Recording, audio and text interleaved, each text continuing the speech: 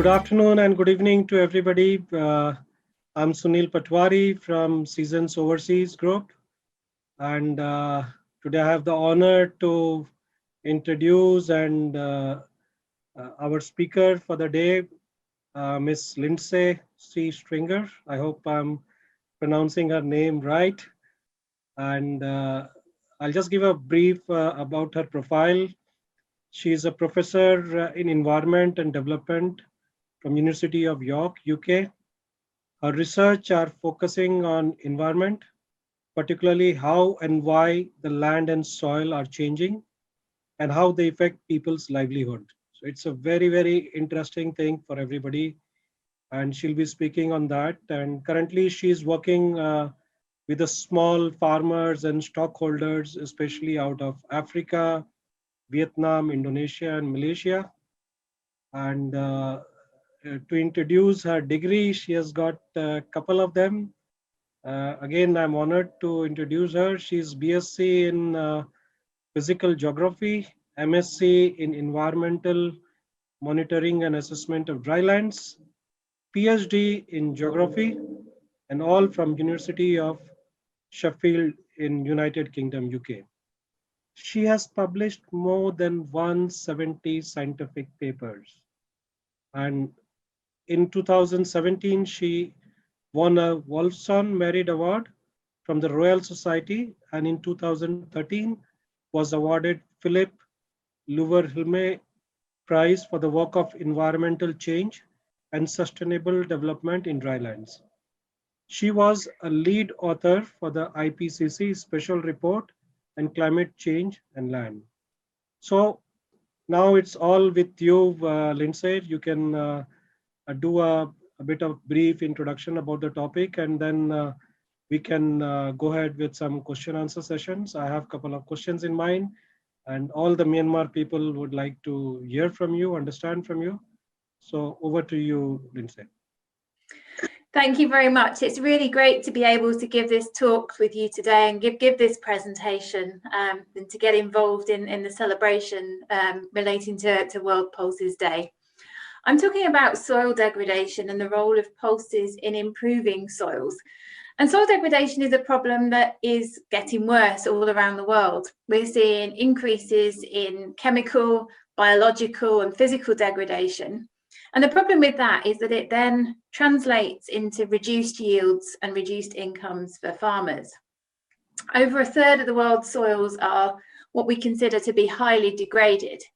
And there's a whole range of different processes, including erosion, salinization, compaction, acidification, and chemical pollution that all affect the soil's health, the soil's nutrients, and the soil's ability to be able to produce yields and support people's livelihoods. If we take Myanmar as an example, in the central dry zone, research has shown that cropping systems have low productivity and that this threatens the sustainability of future production. Farmers tend to practice farming techniques where they remove the crop residues to use as animal feed, and that in turn is taking away and depleting some of the organic matter that's in the soil, and it can leave the soil quite exposed. Those soils that also don't retain water very well and have quite coarse textures can be lacking in lots of nutrients as well. And if we add some climate change in, with more likelihood of rainfall being erratic, increasing temperatures, and also more intense rainfall events, it can lead to more floods and more dry spells, which in turn increase the risk of soil erosion and the more fertile topsoil being washed away. Now, soils continue to be degraded globally, despite the fact that there's lots of efforts being made to try to improve their quality. There's also a challenge in that the population is growing, and we need to be able to provide people with sufficient nutritious food. So in this context, pulses offer a really important part of the solution and can help to tackle lots of different dimensions of the problem that we're facing at the moment. So I'm going to go on to explain a little bit about why and how pulses can help to improve soil quality and soil health, and why they can be a really useful weapon in efforts to reduce land and soil degradation. The way pulses work, they use the soil bacteria to convert nitrogen in the air into nitrogen compounds in the soil that can then be used by plants. And the biological fixing of nitrogen in this way is a much more climate-friendly approach to improving soil quality than having to make and transport lots of synthetic chemical fertilizers. So it's much less energy intensive and generally a greener option. Pulses also free phosphorus from the soil, making it more accessible to crops. So it's easier for them to take up, and that in turn supports their nutrition. So it really has a really good impact and it really offers a way to use less fertilizer in a more natural kind of approach. Mung beans, for example, have been shown to improve labile carbon in the surface soil. So that's the kind of main source of food for soil microbes. And as pulses promote higher rates of accumulation of soil carbon than other crops like cereals or grasses, they can really help to reduce climate change by improving carbon sequestration, taking carbon out of the atmosphere. Some pulses have a low water demand and are adapted to dry environments, so they're quite drought tolerant. And in general, pulses tend to have quite shallow root depths compared to other plants. So that means they're not fighting and competing with them for water. Globally, there's hundreds of varieties of pulses, including those that are exported, as well as those that are just used locally. So they provide valuable genetic diversity as well. And I think in Myanmar, I've heard that more than 20 varieties of pulses are grown. So while I've not worked in Myanmar myself, Myanmar is known for having a wide variety of pulses. Research has also shown that there's more enzyme activity in soils after pulses have been grown. And if you're going to increase the microbe activity in the soil, it helps to provide better conditions for other organisms that help to improve the soil structure and the availability of nutrients. So overall, this helps to improve soil biodiversity levels and translates into more efficient resource use if we think about things like light, water, nutrients, and so on. And of course, in turn, that then translates into higher outputs and yields of the often grain crops that will follow. Agroecosystems that do have high biodiversity are really useful for farmers because they're more resilient against disturbances and stresses. So if we can include more pulses in multi-crop systems, it can also help to improve the ability to suppress pests and diseases as well. Now, I'm not saying everyone needs to go and grow pulses, because growing pulses on their own isn't going to help improve on-farm species diversity. But what I am saying is it's great to mix the growing of pulses in with other crops. They play a vital part in systems that use intercropping, crop rotation, or relay cropping. And in Myanmar, we often see that with rice and or sesame and other crops. And also in agroforestry systems too, pulses can be really good there. And all of these different approaches have higher species diversity than just single monocrop systems. So it's in this context that pulses can be really, really effective. They've got multiple uses as well. Pulses like pigeon peas in mixed systems can fight soil erosion, as well as providing food, fodder, even firewood, and can give farmers higher profit margins than cereal crops. So there's a poverty alleviation aspect there as well that can be really valuable. And I want to just mention the potential for use of pigeon peas as firewood here, because with alternative energy sources, it can mean there's less pressure on other forest areas for fuel as well. So pigeon peas can help to reduce deforestation and then other land degradation and soil degradation in other places. So lots of benefits there.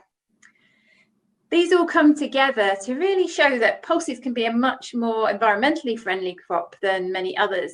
And they can play a really, really important role in helping to contribute to efforts to reduce climate change, while also improving the quality and the health of the soils and conserving biodiversity. And all of these things are really, really important. So overall, they provide more sustainable plant-based protein sources and can play an important role in helping to feed a population, as I said at the beginning, that's growing. But not just feeding them, but helping to keep them healthy as well. And of course, feeding animals, they're also used in animal feed. Now, In terms of the trend in the cultivation of pulses, since the 1960s, there's actually been a reduction in pulse production globally per capita. But this is despite production increases in some locations. So I think there's a real opportunity here, both for Asian producers and exporters, in harnessing the multiple benefits that pulses offer, linked to upscaling of pulse production, particularly, as I said, in mixed cropping systems.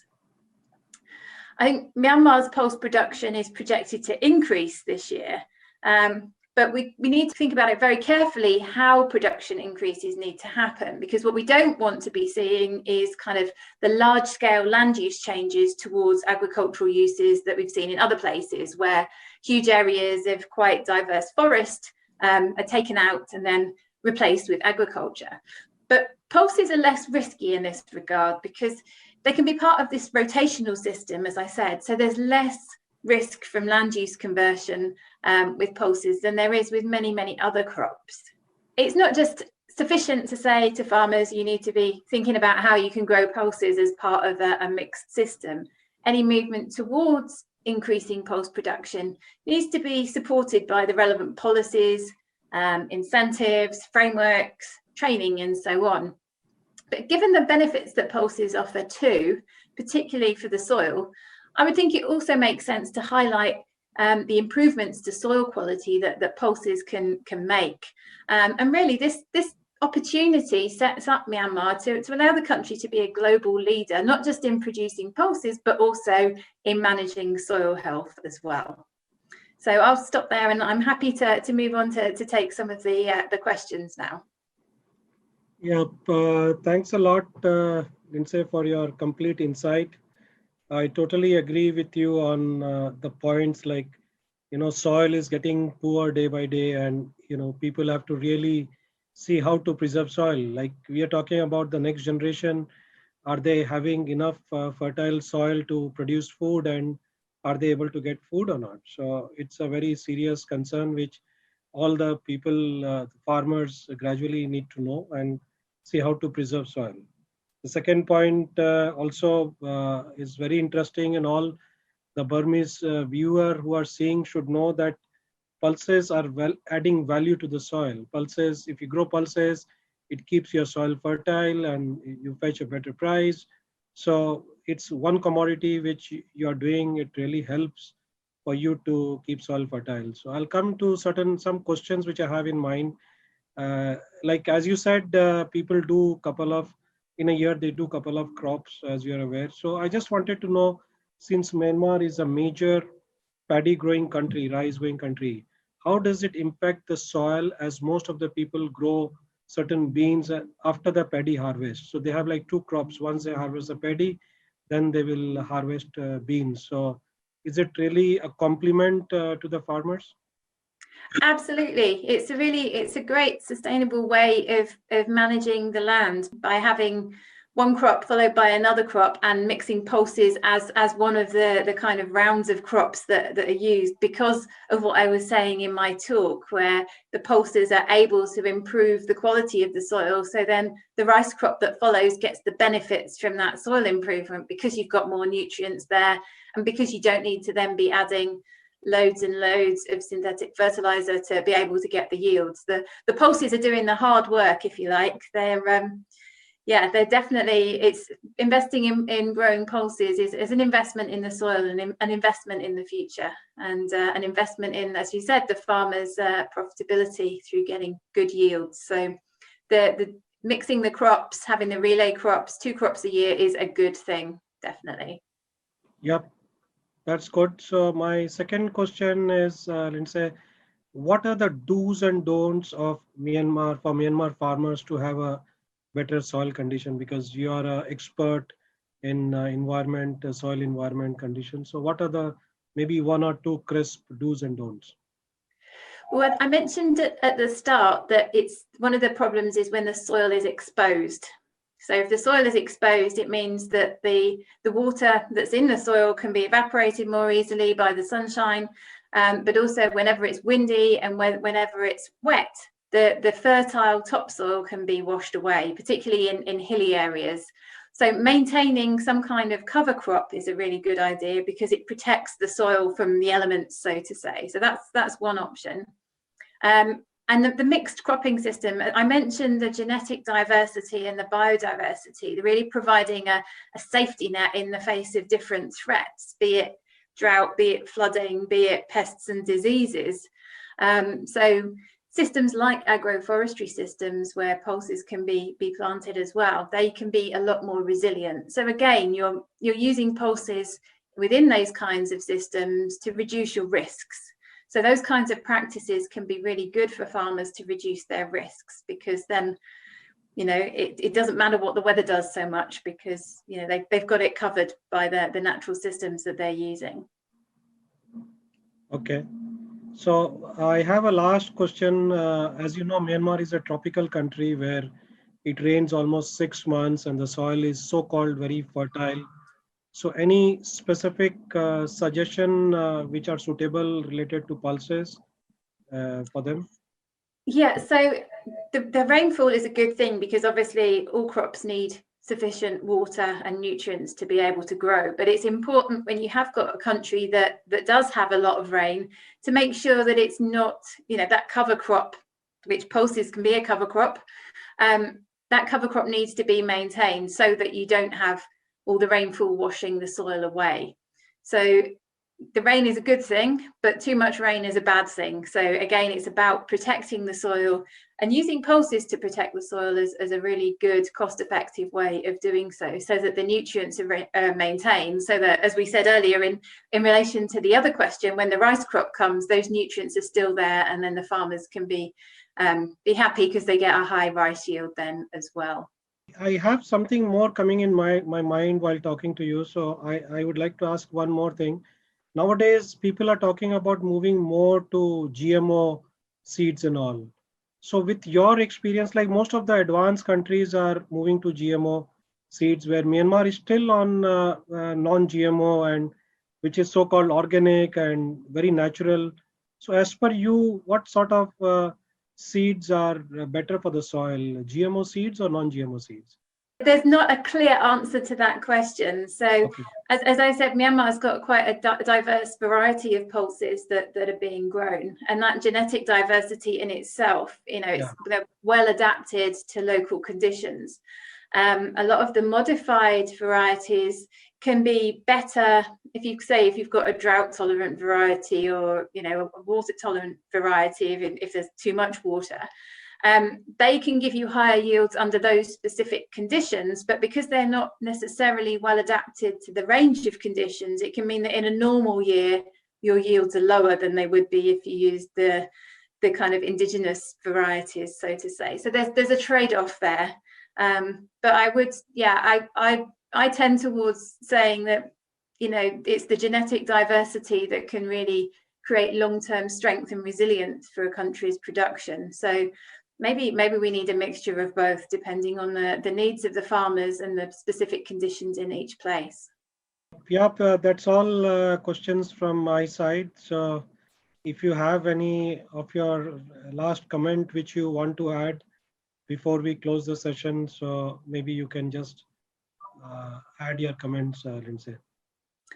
So from my side, the final comment is just that pulses can play a great role in improving soil quality. So not just maintaining it, but actually improving it. So pulses represent a really useful pathway to the future. And I would, encourage pulse cultivation in a mixed cropping system, in order to not just give the environmental benefits, but also to help the farmers to gain improvements to their livelihoods as well. Yep, we totally agree, Lindsay, that yes. So the message for Myanmar farmers, Myanmar traders, the more you grow pulses, you are protecting your soil, you're protecting environment, you're getting a better living for the farmers. And as OTA and Myanmar Association, our objective is also to promote more and more pulses, because it's also a very strong source of protein, where people are converting more and more to vegan, to vegetarian, avoiding meat. So it's a very strong source of protein. So please consume more pulses and grow more pulses. And we are always available with your questions, if any.